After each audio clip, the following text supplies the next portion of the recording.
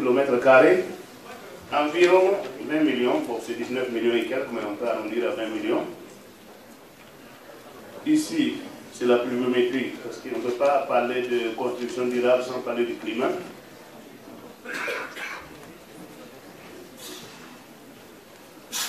Architecture et construction durable, c'est le thème que nous avons fait. J'ai donné une certaine définition de l'architecture comme je l'entends, comme le fait de concevoir, d'établir des projets de construction, de transformation, d'aménagement, d'entretien, de décoration.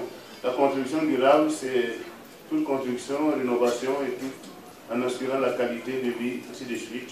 Je pense qu'il y a ça dans un document présenté ici, qu'on peut voir. Comme il n'y a pas le temps, on va continuer. Bon, l'habitat traditionnel au Burkina Faso, je suis parti de là pour expliquer mon thème.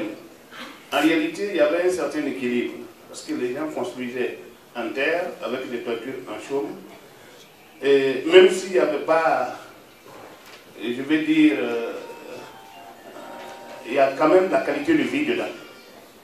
Même si ce n'est pas noble, même s'il y a une certaine confort. Bon, il y a même le confort, seulement ce n'est pas un effet de richesse. Ce n'est pas le luxe, je veux dire. Mais on vit convenablement dedans sans problème. Et par la suite, on sait aussi que l'accès à la terre, à la tradition, n'est pas compliqué. Si vous allez voir un chef de terre, la terre ça existe partout, on vous donne votre domaine, vous avez besoin seulement d'un canari de dolo, un poulet, de la cola et du tabac, et on vous donne votre terre. Vous habitez. Ce n'était pas monétarisé, donc tout le monde s'installait librement. Alors donc, ça veut dire que l'organisation spatiale traditionnelle, bien sûr, n'était pas contraignante. Et surtout les concessions, moi aussi, qui sont plus développées au Burkina, la toiture, la case ronde, organisée généralement de forme circulaire, c'est la concession, et généralement des chefs de famille au milieu. Comme on aime le nom de la chefferie au Burkina, le chef de famille est très important. Par la suite, ça a évolué parce que la case ronde étant stable et facile à construire, a cédé à la construction carrée, rectangulaire, que vous regardez ici. Et par la suite, même les toitures en tôle, que vous allez voir, parce qu'il faut dire que le Burkina a été influencé à un moment donné par ce qu'on appelle l'architecture soudano-sahérienne, qui est d'origine, bien sûr, la pénétration islamique chez nous. Il y a beaucoup de musulmans. Et c'est ça aussi qui a fait évoluer l'habitat au Burkina. Donc vous regardez, dans cette chose, vous avez les constructions en tôle, mélangées des toitures un peu en terre. Mais ce n'est pas sans problème. Donc bien sûr, vous voyez les différents types d'habitat selon les peuples. Il y a les peuples d'Agari, les peuples Mossi, les peuples, ainsi de suite. Ce que vous regardez à l'extrême droite, ce sont des peuples qui sont essentiellement nomades. C'est-à-dire qu'ils construisent de manière rapide, mais ils déménagent aussi à cause des pâturages, parce que les éleveurs, en fait. Mais tout ça, ça satisfait en fait le confort. Ici, nous avons, c'est très important pour mettre en page les femmes. Vous regardez à droite ici, c'est des décorations. Les gens spécialisés sont surtout les peuples Bourossi, où les femmes font beaucoup de... Il y a toute une histoire là-dessus. Les femmes font les décorations dans les constructions traditionnelles. L'exemple, c'est à droite. Comparativement à gauche, où nous avons les peuples Bobo, où c'est des simples enduits. Maintenant, il y a eu l'abandon de la construction traditionnelle. Et nous sommes arrivés à des constructions, bien sûr, parce que de plus en plus le bois était rare, et la terre était de qualité médiocre, même parfois dangereuse. L'emplacement plus fréquent des toitures entraîne davantage de consommation de ressources naturelles. En tout cas, il y avait beaucoup de choses, des raisons qui faisaient que finalement, ces constructions traditionnelles étaient abandonnées. Et au profit des constructions en toiture avec charpente, poutres et autres bois ou profilés métalliques surmontés de tôles ondulées. Mais ce n'est pas sans inconvénient. Nous allons voir ça tout à l'heure. Ces matériaux de provenance que je peux qualifier d'étrangères sont synonymes d'un confort thermique. Parce que vous regardez dans les toitures, sous les toitures en tôle, il fait très chaud, surtout quand la hauteur n'est pas élevée.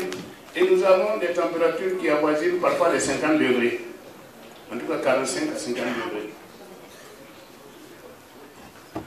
Et pour cela, en tout temps, on a réfléchi à beaucoup de problèmes, à savoir les constructions dites africaines. Et c'est ça l'ADAWA qui a commencé. Et on a appelé dans son temps les matériaux locaux en tant que concept. Bon, qui d'ailleurs sont apparus au cours des années 50 dans le vocabulaire courant. Mais au Burkina Faso, c'est surtout dans les années 70, avec l'ADAWA. On va constater que l'euphorie va laisser place rapidement à la désillusion. Parce que les constructions faites par l'ADAWA avaient des problèmes, comme vous le savez, la terre a des difficultés, surtout en contact de l'eau. Il y a également des problèmes acoustiques, donc source d'inconfort ou de problèmes, en tout cas plus importants que les constructions traditionnelles. Vous voyez les ruines qu'il y a ici, cela justifie ces problèmes. Et donc l'euphorie étant laissant place à la désillusion, bien sûr, le projet ADAWA va aussi sombrer. Et les raisons principales sont la frilosité de la terre au passage de l'eau, la non-adhérence de la terre aux enduits, ciment et aux intensités, surtout du bitume, la non-maîtrise des problèmes acoustiques liés aux voûtes et aux coupoles. L'ADAWA a probablement occulté le volet recherche qui a provoqué les déceptions. Nous allons également voir qu'à un moment donné, j'ai participé effectivement, parce qu'on se posait toujours des questions sur les matériaux locaux, comment faire pour construire matériaux locaux adaptés. Et c'est pour cela qu'on va avoir le BTC, ce qu'on appelle le bloc de terre comprimé, et les tuiles à mortier vibré. Parce que bon, la particularité de Burkina, c'est que nous n'avons pas de forêt et de bois. Alors que si on voulait faire des toitures en tuiles en bonne et due forme, et les problèmes de bois se posent et ça coûte très cher. On l'a minimisé avec les tuiles à mortier vibré qui sont en fait coulées. Et bien sûr, on va constater aussi qu'à ce niveau, il y aura des problèmes comme ADAWA, parce que tout simplement les BTC, qui est un mélange de ciment, de sable et autres, vont chauffer aussi. Et les notions de ces matériaux recherchent des solutions. On va constater qu'à un moment donné, on va toujours chercher des solutions. Il y a des gens qui continuent toujours d'encourager cette forme de BTC avec le mélange de la chaux éteinte et de la terre latérique, les enduits à la chaux éteinte mélangés à la terre, les BTC avec des presses hydrauliques, notamment en briques autobloquantes, les briques à presse hydraulique. Et de la même façon, les tuiles à mortier vibré ont connu des évolutions positives dans leur durée de vie, notamment on a eu du ciment tunisien, j'ai l'occasion de vous le présenter, qui a permis effectivement de renforcer cette qualité pour permettre à certaines personnes de continuer de travailler dessus, même si ce n'est pas tout à fait au point. Nous avons eu malheureusement la brique qu'on appelle SPF, qui est une certaine brique bien faite à l'industriel, la chaîne industrielle pressée à froid, mais malheureusement pour des problèmes certainement de gestion, cette briqueterie n'a pas pu rester longtemps. Alors, il y a eu effectivement des appréciations. À un moment donné, on s'est posé la question, pourquoi parler de matériaux locaux? Donc, les techniciens et les chercheurs se sont dit, c'était vraiment une certaine polémique, et on est arrivé à les appeler plutôt matériaux appropriés.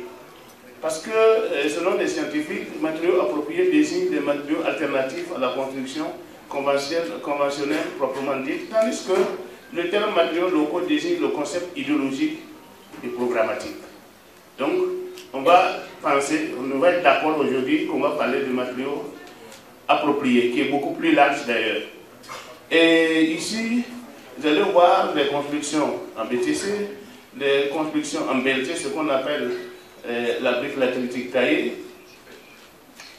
Et les BLT, par exemple, ce sont des briques produites par l'extraction semi-industrielle, qui sont d'ailleurs meilleures aux briques produites par l'extraction manuelle. Et là, on n'a pas besoin de mélange de ciment.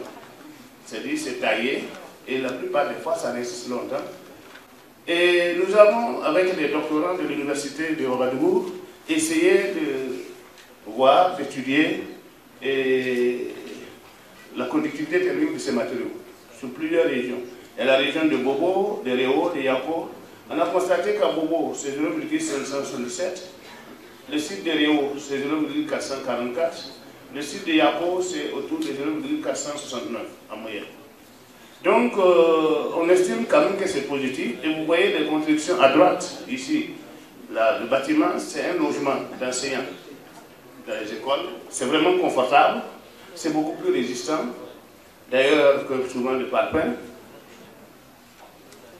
Et les courbes de température que vous voyez ici, c'est la brique H que j'ai présentée plus haut.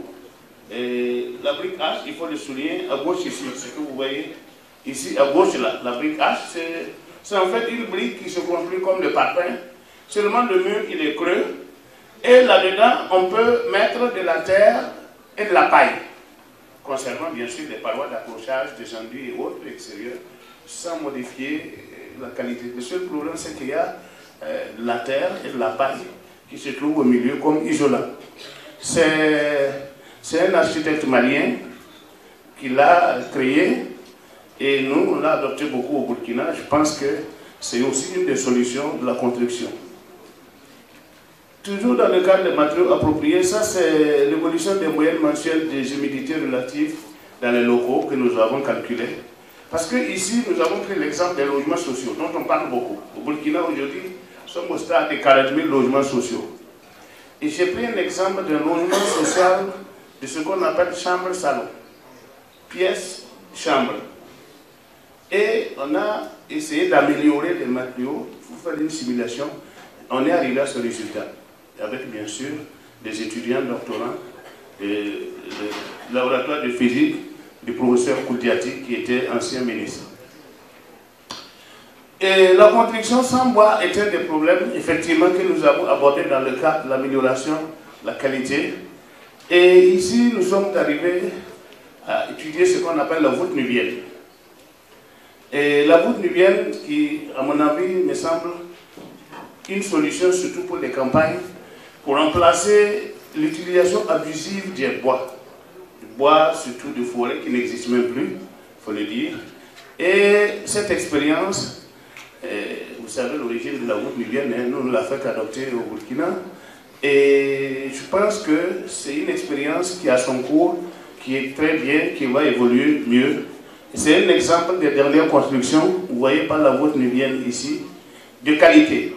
Parce que souvent, les gens refusent d'adopter ces constructions parce qu'ils se disent c'est la construction du pauvre. Quand on parle de terre, oh là là, ça c'est le pauvre. Tout le monde veut être riche. Malheureusement, tout le monde n'est pas riche. Mais il faut aussi accepter que tout le monde doit vivre, même si on est pauvre. Pour cela, je pense que cette technique de construction est une bonne chose. Et j'ai proposé un thème d'étude sur la voûte nubienne, effectivement. Et nous avons calculé ici, ce qui m'intéressait, c'était le déphasage thermique, en fait, de ce matériau. On a constaté qu'à 60 cm d'épaisseur, la voûte, le passage thermique peut prendre 71 jours, c'est à peu près 2 mois et demi. Et nous avons 2 climats au Burkina, la période chaude, la période froide.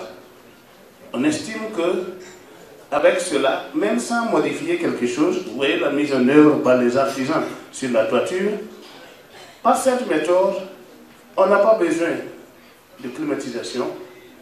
Le système naturel de régulation peut permettre simplement, à la période chaude, d'avoir une transmission de la fraîcheur dans les locaux et à la période froide, d'avoir une transmission de la chaleur dans ces mêmes locaux. Il faut rappeler que les anciennes maisons de nos grands-parents, souvent, faites de cette façon-là, avec une ambiance convenable toute l'année.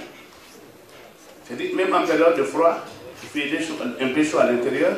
En période de chaleur, il faisait frais à l'intérieur. Et on ne comprenait pas. En fait, c'était le phénomène de déphasage thermique que j'ai fait étudier ici avec les exemples que je vous ai donnés. Et ici, j'ai simplement proposé d'améliorer avec une étanchéité, comme la terre ne résiste pas à l'étanchéité, avec un produit qu'on appelle Rhenolite Alcohol Bright, qui est un produit qui reflète 97% des UV et qui permet aussi d'avoir non seulement l'isolation de l'eau et l'isolation thermique au niveau des toitures. Hein, donc ici, les matériaux appropriés, on a calculé, vous voyez ce schéma en bas, c'est très important. On a constaté que, pour un exemple, on peut économiser 83% de CO2. Ici, ce sont des utilisations de matériaux appropriés, quelques utilisations, parce que ce sont les gens eux-mêmes qui mélangent la terre et des enduits bitumineux. Pour faire cela, on n'a rien modifié. Ça, ce sont des éléments de construction réels aujourd'hui au Burkina avec les BLT. Et les pôles d'utilisation des matériaux qu'on a étudiés, on s'est rendu compte, vous voyez comment ça commence à s'étendre au Burkina. Ce sont les zones d'utilisation des BLT, les zones d'utilisation des BTC et de l'ADOB. Donc ça commence à prendre effet. Et ici, c'est une étude que nous avons faite de la terre. Parce que j'avais un ami suédois avec qui on a discuté.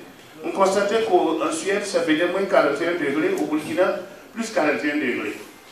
On a voulu échanger les techniques et on a fait l'étude du sol à 1 mètre de profondeur et à 2 mètres de profondeur par des sondes pour avoir les températures. Et vous voyez les résultats. La courbe rouge, c'est la température extérieure. La courbe un peu bleu-vert, c'est à 1 mètre de profondeur. Et la courbe un peu rouge, c'est à 2 mètres de profondeur. Donc, quand on descend à l'extérieur, il fait chaud. Quand on descend à 1 mètre, il fait plus frais. Mais quand on descend à 2 mètres, il commence à réchauffer. Donc, conséquence, par extrapolation, nous avons trouvé la profondeur moyenne autour de 1,30 m.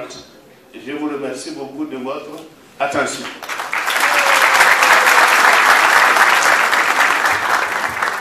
Merci à vous.